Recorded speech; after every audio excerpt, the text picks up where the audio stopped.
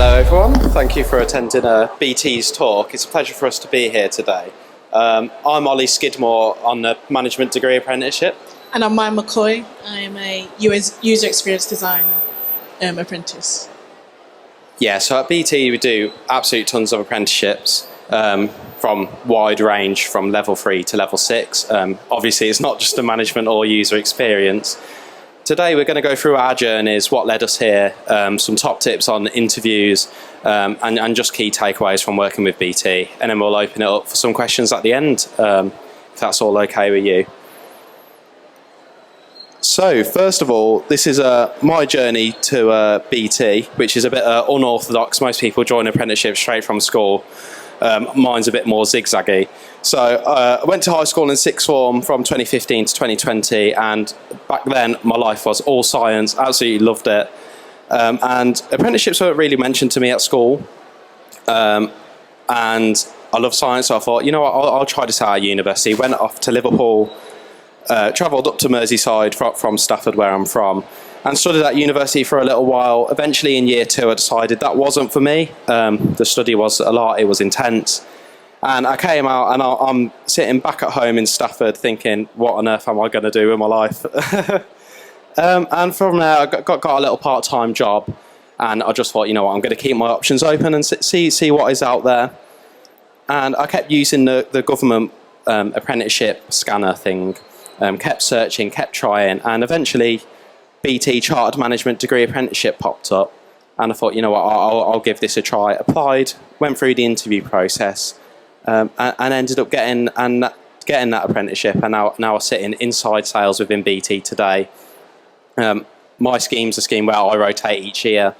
So although I sit in inside sales at the minute, I started off in business analysis, and then next year I'll be going into product management. And I think the reason why I included all this stuff about university and working part-time is just to show that you don't need to have your career laid out in front of you at this age. You don't need to have it all decided for you, not at all. Just to keep your options open, and try things, see what you like, see what you don't like. You've got it all ahead of you. Definitely don't feel the pressure to have it all figured out straight away. And just leading on from that, this is my further details on my programme. So I'm on a Chartered Management Degree Apprentice, meaning that at the end of the scheme I do get chartered status from the Chartered Management Institute, which is quite nice. And alongside that I'll also get a degree in professional management. As part of that, it means that I study part-time for university. 1 day a week I get to study. For me it's all online, but for other schemes it's a bit of a mix. Some of it's online, some of it you get to go to the university itself. If that's a little while away, if it's in London or in Manchester or wherever, BT will pay for your transport and pay for you to stay overnight if needs be. Like I said, I rotate in my scheme. It's 4 one-year rotations within BT Business, which is our department looking at business-to-business sales. So how we're working with business. So if you've got issues with your broadband at home, that's not my department, unfortunately. And yeah, like I say, 1 day a week for university leave to attend lectures, do my assignments, and it's really nice to have that flexibility from the company. What I will say is, if it's assignment period and you're a bit busier, line managers are more than welcome to give you that extra little bit of time. Everyone's really nice and supportive of our apprentices. And then moving on. All right, so this is my journey to BT. So to start off with, I might as well start with secondary school. So I was part of the class of 2020, where it was in the pandemic, so the pandemic just started, and we were just left to do absolutely nothing. We were given our GCSEs that were predicted and whatnot, and I had no idea what to do in terms of A-levels or BTEC route. So I had an initial interest in graphic design. I did that in my spare time. But I also wanted to do business and I wanted to do biology, so I picked A-levels. So there was a specialist college. It wasn't very much like in my area or anything like that, so I had to commute about an hour 30 to the sixth form. And by year 13, I'd become so demotivated because of the amount of time I was commuting. So I was very close to dropping out. and I was having crisis talks with my form tutors, and they're like, you're either going to have to drop out or you're going to have to really crack down. I had no idea what I wanted to do next. I just knew I didn't want to go to a university in terms of, paying for university. So what happened was one day I was just sat on the sofa and I came across BT Apprenticeships, and it was in user experience design. So for those who don't know, user experience design is very much closely linked to the tech industry, and also it's got a mix of graphic design in it. So that's the route I went down. So I applied for that, and then I really just got this motivation to just start going to college again. My attendance shot back up again, and I got my head down and I applied for the role, and I ended up getting it. So that pretty much brings us up to today, really. Last year, back again. Apologies. So my first week in BT was like absolutely amazing in terms of I went straight into the working world. I mean, it's the first job I had, and it was literally like a deep dive into working, and it was just, it was amazing. So in terms of my role and my program, I'm pretty much based in a squad or a team, and we pretty much work within BT business area. We design websites and design apps and, just digital experiences in general. So in terms of the program itself, we travel down to Manchester for about a week, every 4 to 6 weeks to stay and attend university. And our lectures are about 10 a.m. to 5 p.m. every day. And then in terms of the normal working week, we stay at work, and we have a day within the week where we dedicate to studying.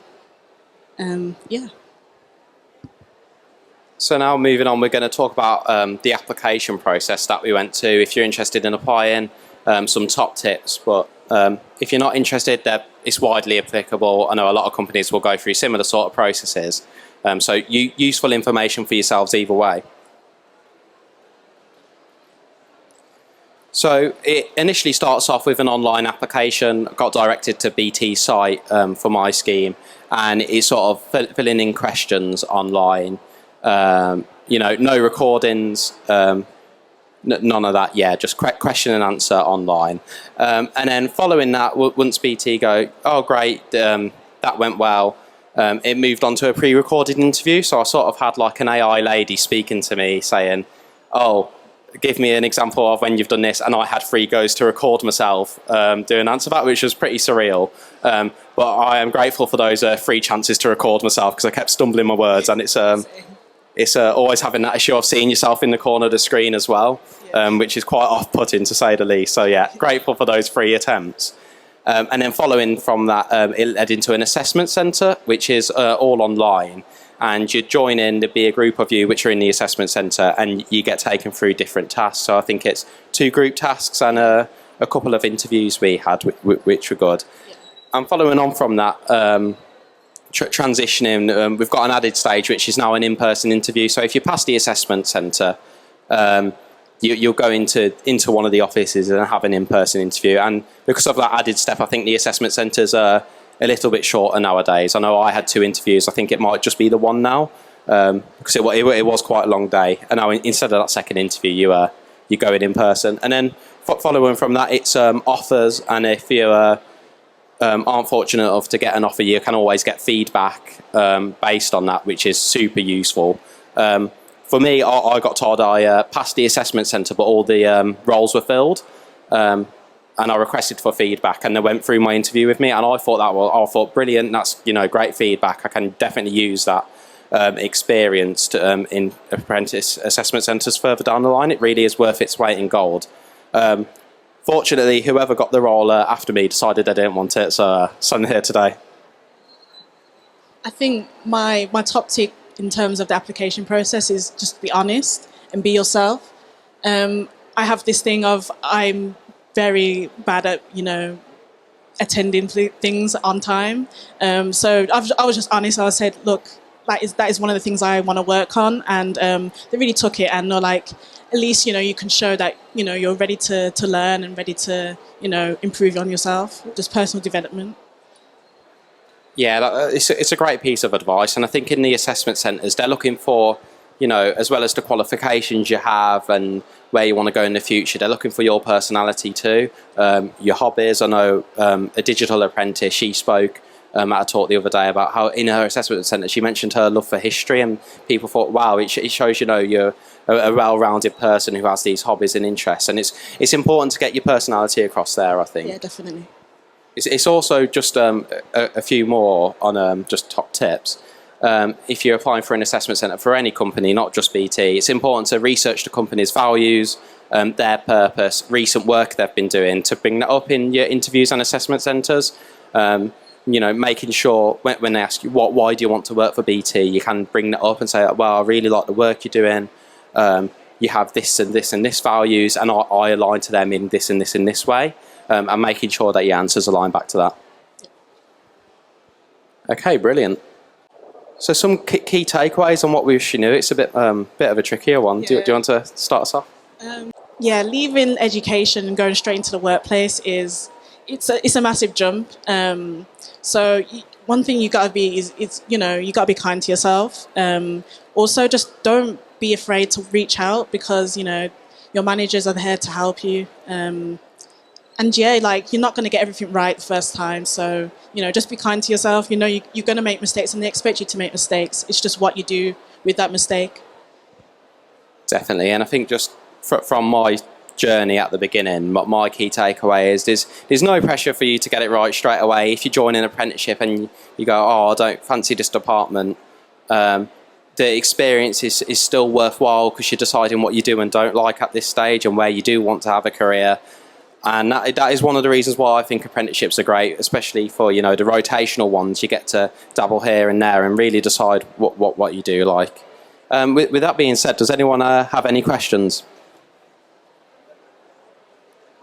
Yep.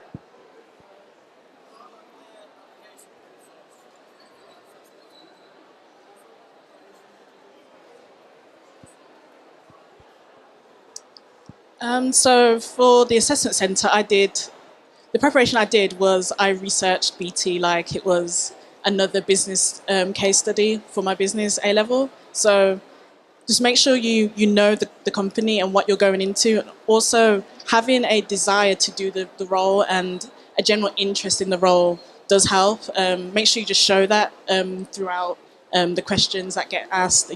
Just dabble it here and there, kind of thing. Like, oh, I really love this subject, but also just show that you're a very well-rounded person. And you should be okay. Yeah, I completely agree with that. It's for me, it was showing your interest and your desire to get the role, like you mentioned. I was just, portraying that I'm really willing to learn. I'm really hungry to develop my career, because the employers there, I've mentioned to a few people here today, they're not looking for the finished article. They're looking for a person who's hungry to learn and wants to develop and wants to, join a company, and that they'll invest you and reciprocate that back. So for me, it was just making sure I came across as willing to learn and hungry to develop. In terms of preparation before the assessment, like I mentioned, researching the company and the values, what work the company's doing at the minute, if there's any flagship stuff that BT have done, and just having that little bit of preparation means that you can relate it back into your interview, and it shows that the assessor and the interviewer that, oh wow, they've done the research on our companies. They've not just applied for a load of apprenticeships and they're doing them one by one. It shows they've taken a real interest in BT and are aligning themselves with us. And that's a massive tick next to your name if you do that. Any more? No. Well, it's been brilliant today. We're on the BT stand if you fancy coming up to us and having a further conversation about apprenticeships. I know we're just showcasing our two apprenticeships today, but we do apprenticeships in field from level 3 to 6, as I mentioned. We do them in digital, in networking, in management, in project management. Absolute wide range that you can come and speak to us about. If you want to speak to me about university versus apprenticeships and what the differences are like, if you're unsure about which route to take, yeah, feel free to come up to us throughout the day. Yeah, that's been brilliant. Thank you all. Thank you.